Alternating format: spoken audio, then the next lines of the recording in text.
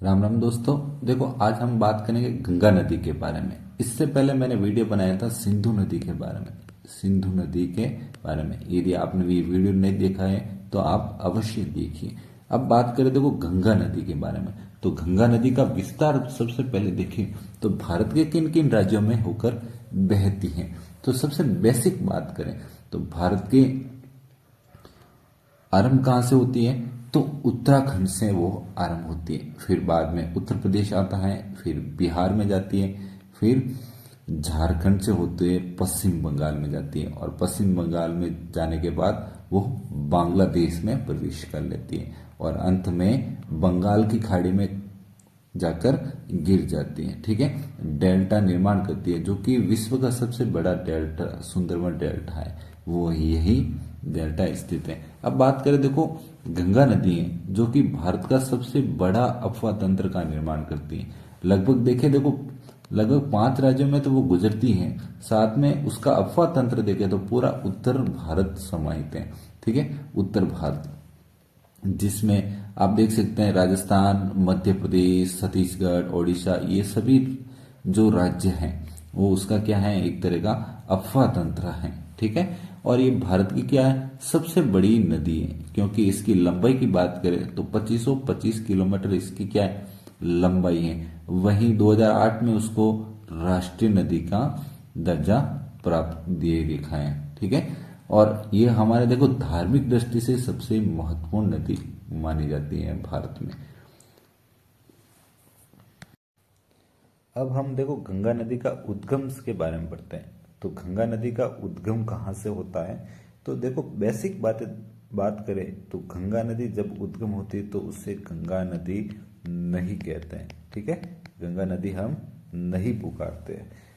तो बेसिक उसको क्या नाम देते हैं तो देखो हमारा जो हिमालय है, हिमालय में गंगोत्री जो ग्लेशियर है वहां से ही एक गोमुख है, वहां से एक नदी निकलती है। तो उस नदी का क्या नाम है, भागीरथी नदी है। क्या है, भागीरथी नदी। तो हमारे गंगोत्री से कौन सी नदी निकलती है तो भागीरथी नदी निकलती है। वही आगे जाकर क्या कहलाती है, गंगा नदी कहलाती है। क्या कहलाती है, गंगा नदी। तो जब गंगोत्री से बहती हुई भागीरथी नदी आगे बढ़ती है तो एक और नदी उसमें आकर मिल जाती है जो कि खेतलिंग से निकलती है। उसका नाम है भिलांगना नदी। क्या नाम है, भिलांगना नदी। और भिलांगना नदी और भागीरथी नदी के संगम पर एक बांध स्थित है, उसका नाम है टिहरी बांध। ठीक है, टिहरी बांध, ये आपने नाम सुना होगा। ठीक है, फिर आगे बढ़ती हुई जब भागीरथी नदी जब देवप्रयाग में अलकनंदा नदी आकर मिलती है तभी क्या कहलाती है, गंगा नदी कहलाती है। क्या कहलाती है, गंगा नदी कहलाती है। तो पूछ लेते हैं कि गंगा नदी कब कहलाती है, उसका नाम गंगा नदी कब पड़ जाता है तो जब भागीरथी नदी और अलकनंदा नदी आपस में मिलती है देवप्रयाग में तब क्या कहलाती हैं, गंगा नदी कहलाती हैं।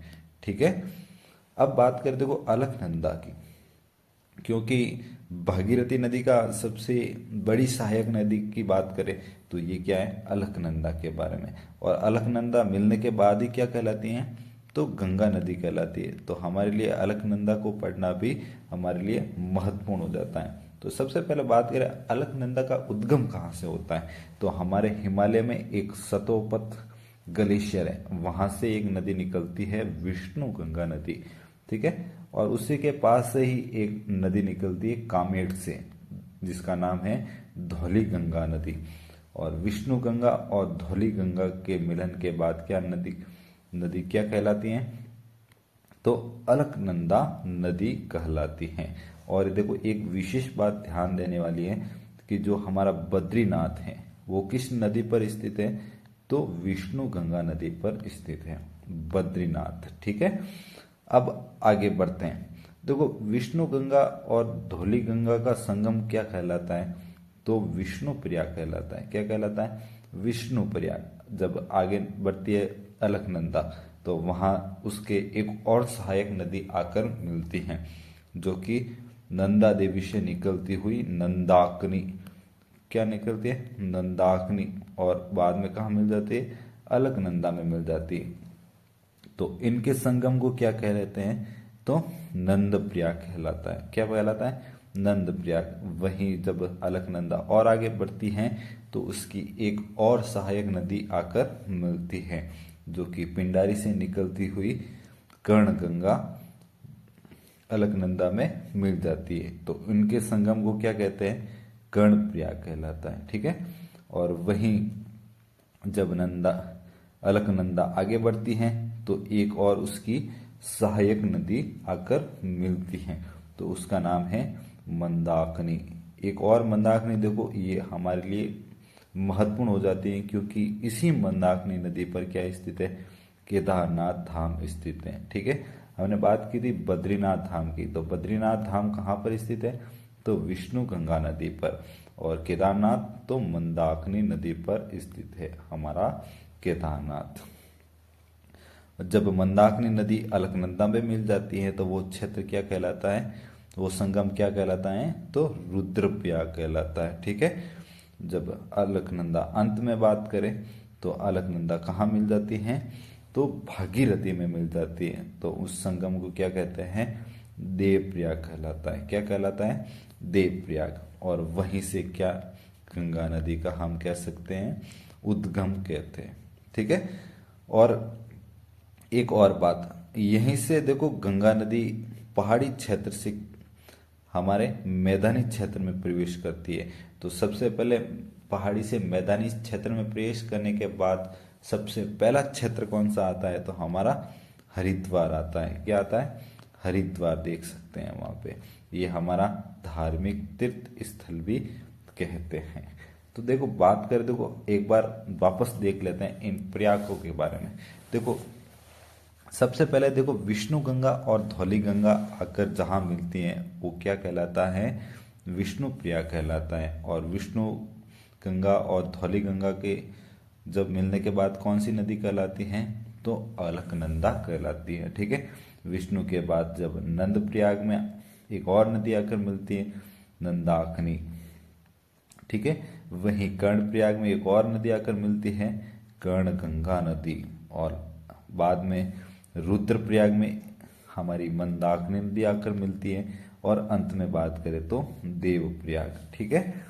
आपको ये देखो ये 5 प्रयाग है, ये आपको याद होने चाहिए, वह भी कर्म के अनुसार, क्योंकि एग्जाम में कर्म आखिर कभी कभी पूछ लेते हैं। तो सबसे पहले देखो आपको विष्णु प्रयाग देखने को मिलेगा, विष्णु प्रयाग। ठीक है। और भारत जो हमारे धरती है, तो धरती माता हमारे विष्णु जी जब अवतार लेते हैं तो सबसे पहले देखो क्या कहते हैं?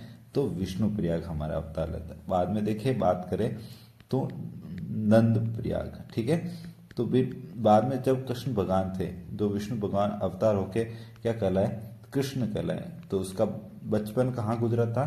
तो नंद जी के घर में गुजरा था। ठीक है। विष्णु जी का अवतार हुआ, नंद जी के घर में बचपन गुजारा था। फिर बाद में देखो जो कृष्ण भगवान थे उसको क्या पहनाए? कानों में कर्ण में जो क्या पहनाते वो पहना है। ठीक है। वो बचपन में जब बड़े हो गए तो उसके कानों में क्या पहना दिए? जो हमारे भाषा में कहे तो लोंग। ठीक है। कर्ण में तो क्या होता था? कर्ण प्रयाग। ठीक है। अब बात कर दो जब हमारे कृष्ण भगवान जब नंद जी के घर में बड़े हो जाते हैं, उसके कर्ण में पहना दिए जाते हैं, तो वह बाद में क्या बन जाते हैं? रुद्र रूप धारण कर लेते हैं। ठीक है। रुद्र रूप धारण कर देते हैं। तो जब रुद्र रूप धारण कर लेते तो हम क्या कह सकते हैं? तो रुद्र प्रयाग कहलाते हैं। ठीक है। जब रुद्र रूप धारण कर लेते हैं, अपना धरती पर आया हुआ जो कार्य पूर्ण हो जाता है, तो वापस कहाँ जाते हैं? देवलोक जाते हैं। तो हम क्या कहलाएंगे? देवप्रयाग कहलाएगा। ठीक है। देवप्रयाग। तो आप ऐसे भी याद कर सकते हैं ताकि आपको अच्छे से याद रहे। अब आगे बात करें, देखो जब देवप्रयाग में अलकनंदा और भागीरथी आकर मिल जाती है, तो गंगा नदी बन जाती है। तो अब हम आगे बात करेंगे गंगा की कौन कौन सी सहायक नदियां हैं, क्योंकि गंगा इसके बाद जब कहाँ प्रवेश करती है तो यूपी में प्रवेश करती है, बाद में बिहार में प्रवेश करती है, तो झारखंड, और अंत में पश्चिम बंगाल में प्रवेश करती है। तो हम देखो इनकी सहायक नदियों के बारे में पढ़ते हैं, तो किन किन स्थानों पर उनकी सहायक नदियाँ आकर मिलती है, और उनकी सहायक नदियाँ कौन सी है, बाई ओर से कौन सी नदियाँ मिलती है और दाहिनी ओर से कौन सी नदियाँ मिलती हैं। ठीक है, तो सबसे पहले बात करें तो जब गंगा हरिद्वार से बाद में मैदानी भाग में प्रवेश करती है तो आगे आकर एक क्षेत्र मिलता है बिजनौर। ठीक है, और बिजनौर के बाद क्या इस आरंभ हो जाता है तो यूपी आरंभ हो जाता है। ठीक है, यूपी मतलब उत्तर प्रदेश आरंभ हो जाता है। वहीं जब कन्नौज में आते हुए एक नदी आकर उसकी सहायक नदी आकर मिलती है, तो इन सहायक नदी जो कि दूध तोली से जो पर्वत होता है वहां से आती हुई रामगंगा आप कह सकते हैं, वो कन्नौज में आकर मिल जाती है। तो सबसे पहले देखो जब मैदानी भाग में प्रवेश करती हैं तो यूपी में एक इसकी सहायक नदी जो रामगंगा है वहां आकर कन्नौज में मिलती हैं, सबसे पहली सहायक नदी।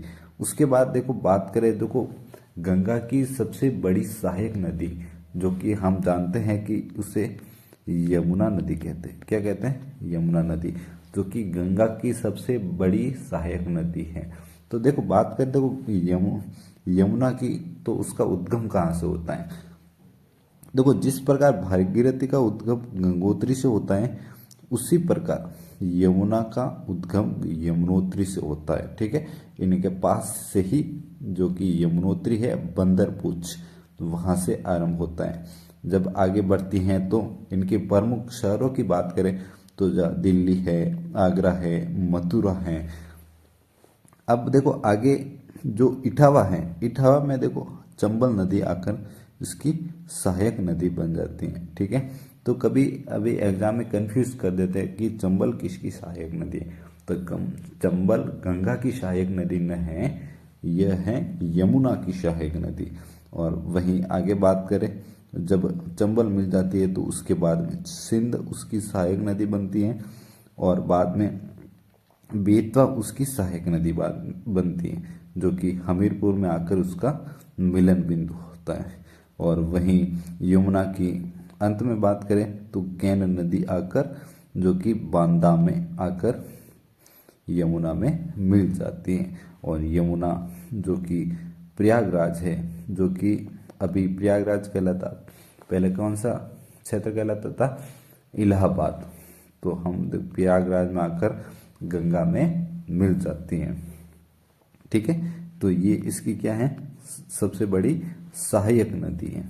ठीक है, और जब गंगा वहीं से आगे बढ़ती हैं तो गोमती नदी आकर इसमें मिल जाती हैं। और फिर आगे बढ़ती हुई एक और नदी जो कि कर्मनाश नदी है, जो कि बिहार और उत्तर प्रदेश के जो सीमा क्षेत्र पे वहीं से आकर यहाँ पर मिलती हैं। ठीक है, फिर आगे बात करें तो जब बिहार में प्रवेश करती हैं तो छपरा में एक और नदी आकर उसको जो गंगा में मिल जाती है, उसका नाम है घाघरा। क्या है? घाघरा।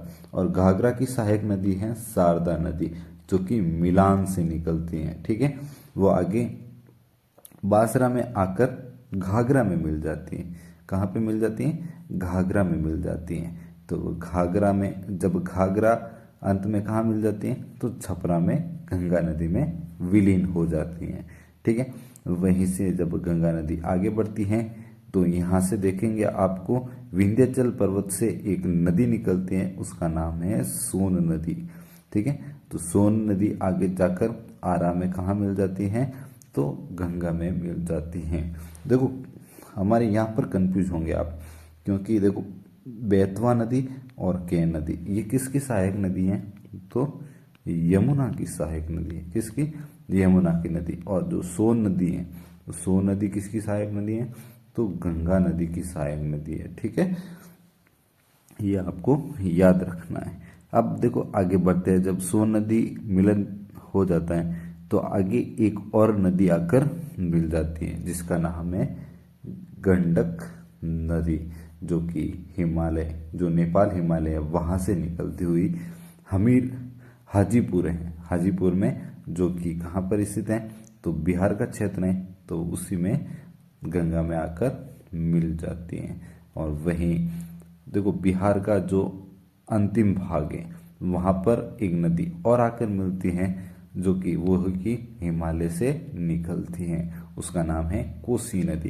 देखो कोसी नदी आपको बिहार का शौक के नाम से भी पुकारा जाता है, क्योंकि ये नदी अक्सर अपना मार्ग बदलती रहती है। इसके कारण बिहार में अधिकतर क्या आती है, बिहार में अधिकतर क्या आती है, बाढ़ आ जाती है इसके कारण।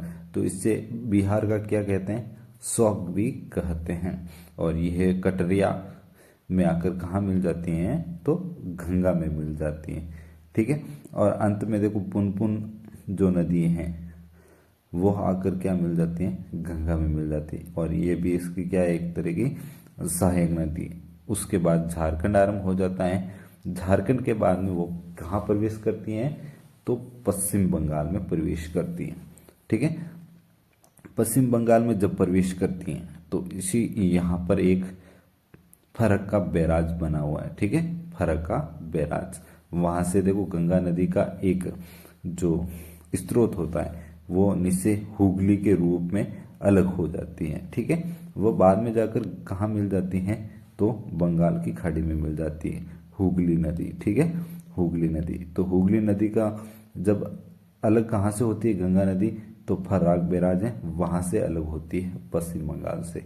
और हुगली नदी जब कहाँ बाद में कहाँ गिरती हैं, तो बंगाल में खाड़ी में गिरती हैं। और हुगली नदी की एक सहायक नदी है दामोदर, जो आपको देखने को यहाँ पर मिलेगी। ठीक है।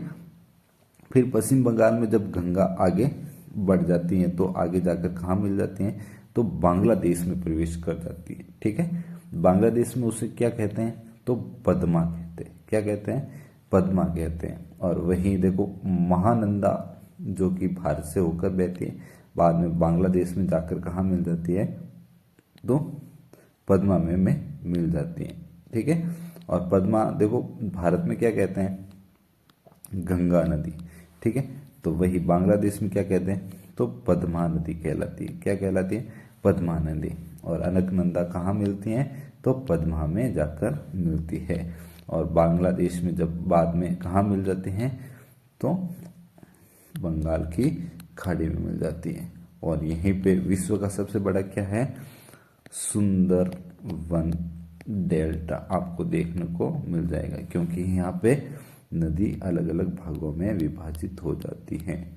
इसके कारण ये पंखनुमा बन जाती है, तो इसे क्या कहते हैं, डेल्टा। ठीक है। यहाँ पर क्योंकि यहाँ पर एक और नदी आकर मिलती है, उसका नाम है ब्रह्मपुत्र नदी, उसका हम अलग वीडियो में बात करेंगे। तो ये हो गई देखो गंगा नदी के बारे में।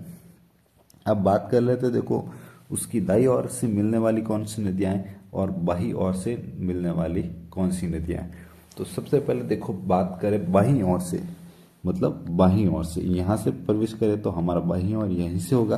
तो बाईं ओर से प्रवेश करने वाली कौन कौन सी नदियां हैं, तो आपको देखने को मिलेगी, एक रामगंगा है, गोमती है, घाघरा है, गंडक है, कोसी है, महानदी। ये क्या है, बाईं ओर से मिलने वाली नदी हैं। वही दाहिनी ओर से मिलने वाली नदियां कौन कौन सी हैं, तो आपको सबसे पहले आपको यमुना देखने को मिलेगा। ठीक है। यमुना नदी इसकी सबसे बड़ी क्या है, सहायक नदी है। फिर बात करें कर्मनाश नदी, सोन नदी, ठीक है, पुनपुन नदी। ठीक है। ये क्या है, उसकी दाहिनी ओर से मिलने वाली नदियां हैं, ये भी आपको याद रखनी है। क्रम से भी देख सकते हैं आप, पश्चिम से पूर्व की ओर आपको व्यवस्थित करने के लिए भी कह सकते हैं। और बाईं ओर से कौन कौन सी नदियां मिलती है वो भी कह सकते हैं, दाहिनी ओर से कौन कौन सी नदी मिलती है वो भी कह सकते हैं। और गंगा नदी का कब नाम पड़ता है और कौन कौन सी नदी आकर जब गंगा में मिलती हैं तो तब ही गंगा कहलाती हैं, तो ये भी आपको याद रखना चाहिए। ठीक है। और मैंने जो प्रयाग बताए थे, विष्णु प्रयाग, नंद प्रयाग, कर्ण प्रयाग, रुद्र प्रयाग, देव प्रयाग, वो किन नदियों के मिलने के बाद यह प्रयाग कहलाता है, यह भी आपको याद रखना चाहिए। ठीक है, यदि आपको वीडियो पसंद आया हो तो वीडियो लाइक, कमेंट और सब्सक्राइब कर सकते हैं। वीडियो देखने के लिए धन्यवाद।